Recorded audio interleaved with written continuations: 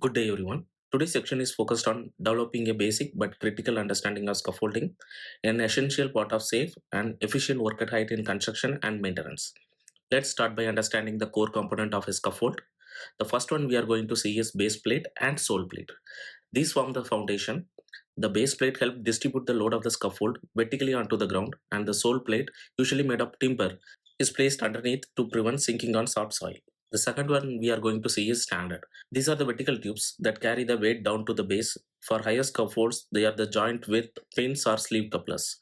The third one which we are going to see is ledges or runners. These are horizontal tubes running along the length of the scaffold, connecting the standards to give it shape and support. The fourth one which we are going to see is transom or putlugs. These are short tubes runs at right angle to the ledges. Putlugs rest partly in the building wall and support the working platform. The fifth one is bracing. Braces are placed diagonally to prevent sway or collapse. They stiffen the structure for stability. The sixth one which you are going to see is couplers. These are the things which connect everything. Right angle couplers, swivel couplers for angled connection, and putlock couplers are used to secure the various parts together. The seventh point which we are going to see is platform. These are working surface, usually made of timber, steel, aluminum, where workers stand and work. The eighth one which we are going to see is guardrail and toe boards. Guardrails are placed at waist height to prevent falls.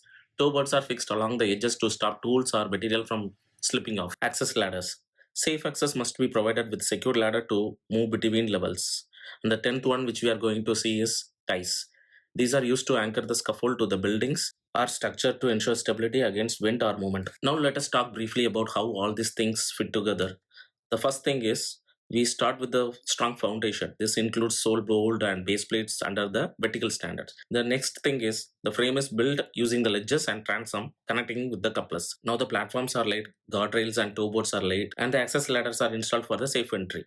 Finally, the scaffolding is stabilized using bracing and the ties to the structure. By these way, the scaffoldings are further erected in above levels. Remember always, the scaffolding should be inspected and the component which are used for the scaffolding erection should be defect free, and ensure that proper torquing mechanism has been used and there is no loose bolt, and never miss any fittings. We have to do the re-inspection of scaffolding if the weather condition is changed, such as heavy wind or rainfall occur, to reconfirm that the scaffolding is safe condition. Let's make safety our highest platform, and thank you.